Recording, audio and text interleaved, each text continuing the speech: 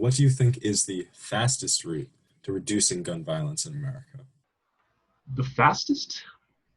I mean, the fastest would be an all-out ban of any kind of weapon. uh, I think, I mean, um, we, again, in the spirit of making money, gun companies make tons of money off of gun sales, right? They have incredible lobbying power, and the NRA is the major leverage point that they have in doing that. And so to say that we're selling guns for American freedom is partially true, and I respect that, and there's a moderate voice in there to be had, which I can't have in 60 seconds or less.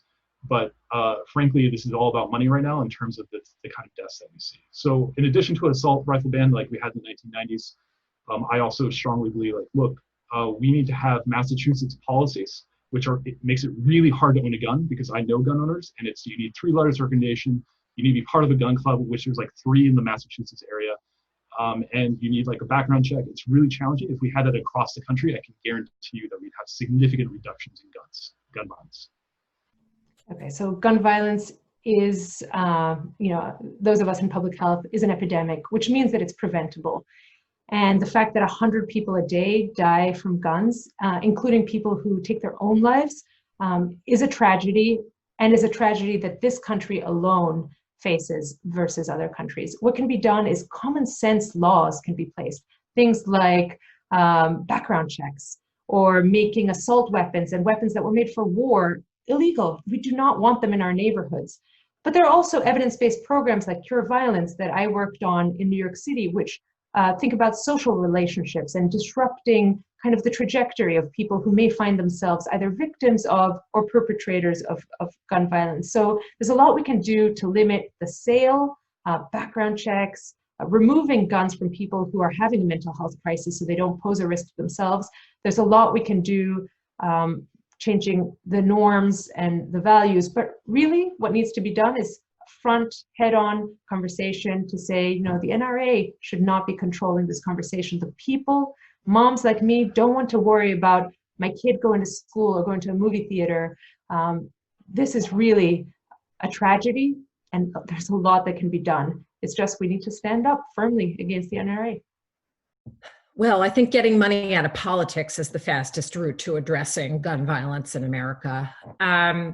When my son Jack started kindergarten earlier this year, like so many parents, I had to fumble my way to find the words to explain to him what it would mean to run in a zigzag pattern or find a quiet place to hide in his classroom if a school shooter were to show up there.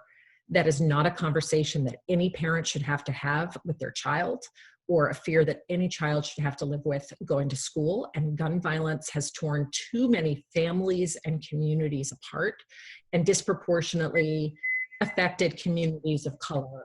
And for too long, the NRA has continued to threaten our kids' safety. Getting money out of politics, getting money out of the NRA is what I see as the fastest way to address it. But specifically to reforms that I will also fight for is restoring the ban on assault weapons and high capacity magazines, implementing universal background checks, closing the gun show loophole, removing weapons from the hands of domestic abusers, and establishing a national red flag law like we have here in Massachusetts. And we deserve to live in a country free from the fear of gun violence, and I will fight every day in Congress to make that a reality. Well, I think here again, the first thing that I would say is pretty short, and it's strong gun laws save lives. And we know that because Massachusetts has the lowest rate of gun violence in America. Now, it is still too high. There are too many communities in Massachusetts, particularly communities of color, that have to deal with shocking levels of gun violence.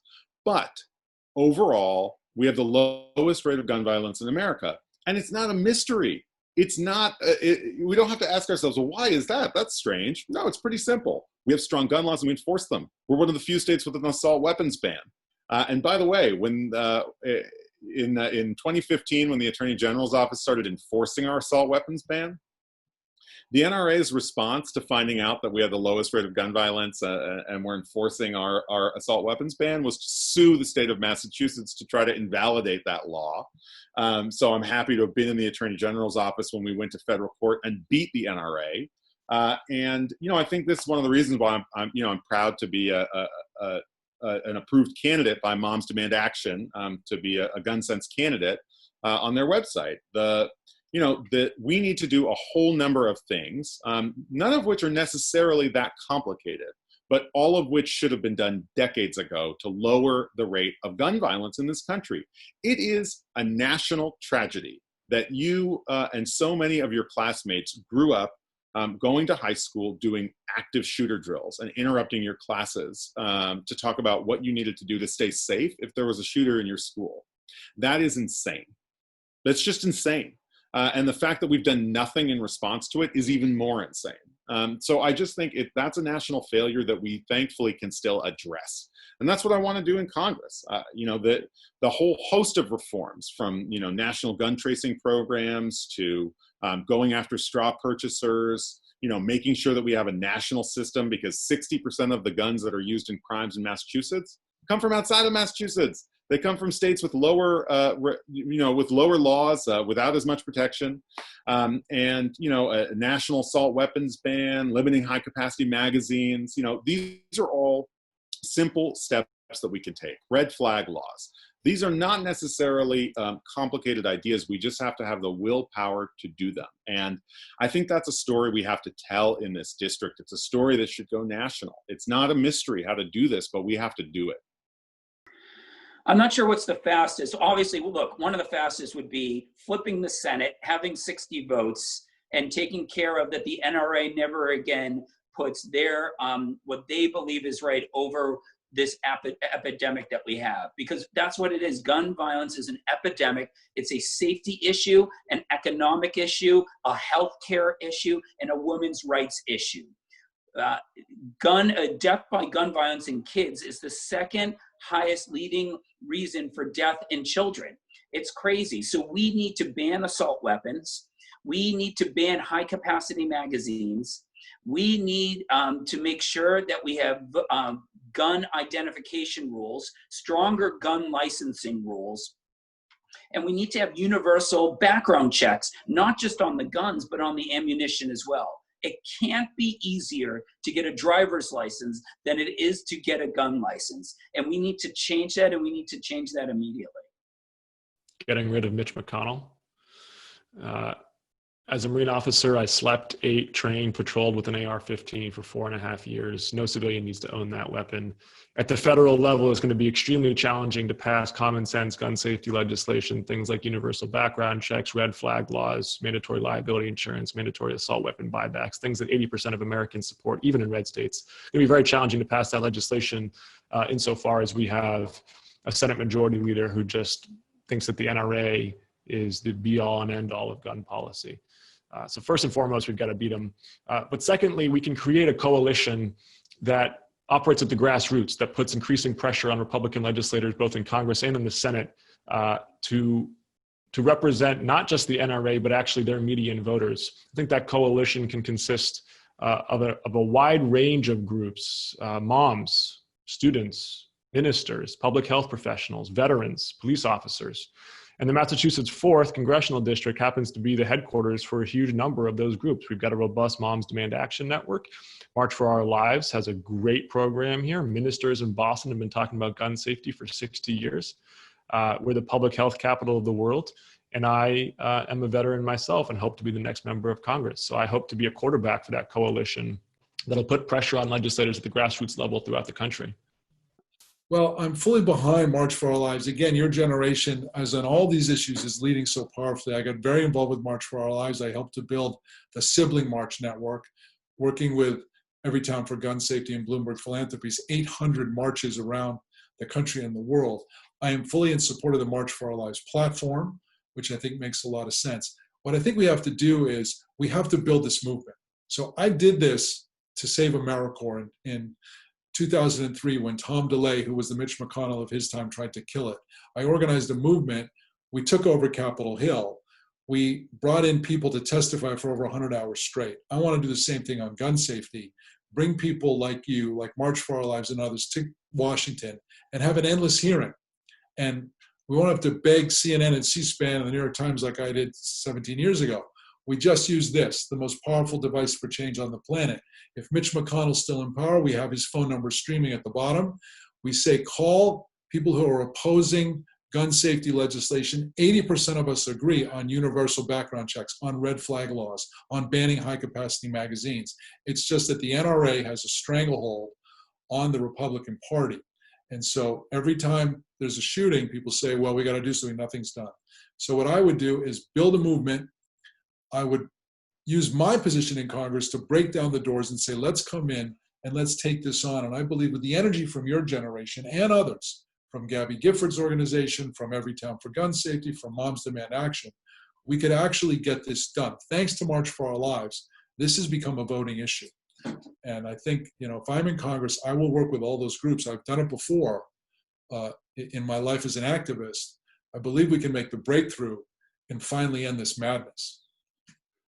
Making the gun control consistent across the entire country to the extent that we can. That would be background checks for including at gun shows, and the I'm forgetting the name of it, but the laws that say you can temporarily take people's guns away from them if they have mental problems based on relatives reporting them. So again, there are so many different tactics that we should take and must take to reduce gun violence in the U.S. And once again, this is another area in the world in which we're number one, which we should not be number one. In terms of gun violence, and particularly its impact on our youth. I think that, while I believe that there's no reason for our citizens to own weapons of war, automatic weapons, there really seems to be no reason why citizens really need that. And I believe that they should be banned for ownership. I believe that probably the most important thing that we can do is close the gun show and internet sale loopholes for sales. This is just how far too many guns get in the hands of criminals and people who have mental health issues that lead to the gun violence that we see. So we should have the same level of background checks that we have for other sales. And I do at least want to as well point out that I am a supporter of red flag laws, and I think it's very important for our community to be able to identify and protect itself from people who may harm all of our citizens. Well, I think that we have to make sure that, that people get a background check, just like when you're given a car to drive. I think that we can learn from other countries' models who have been able to, to do it in a better way than we have tried. But that again, goes into interest money in politics, right? When you see that the NRA is still funding campaigns and electing who they want to elect, it's a lost battle for the people. But I think when it comes to gun violence, this is again a nonpartisan issue, and I think we can work across the aisle to make sure that we pass laws that eliminate high capacity magazines and push on background checks. Elect a new president and get rid of Mitch McConnell. No, I mean, in all seriousness, I'm very proud to have the Moms Demand Action gun sense candidate of distinction marker. It's a tongue twister. Listen, the obstacle to passing common sense gun safety legislation in this country is politicians who are in the pocket of the NRA. Right? We know the legislation we need to pass, right? We know that we need to pass the Violence Against Women Act. We know that we need to close loopholes and have universal background checks. We know that we need an assault weapons ban and to get weapons of war out of people's hands. The reason we don't have that is because people like Mitch McConnell refuse to let it happen and care more about the NRA than they care about people's safety. So if you ask me the number one thing we could do, get rid of Donald Trump and get rid of Mitch McConnell.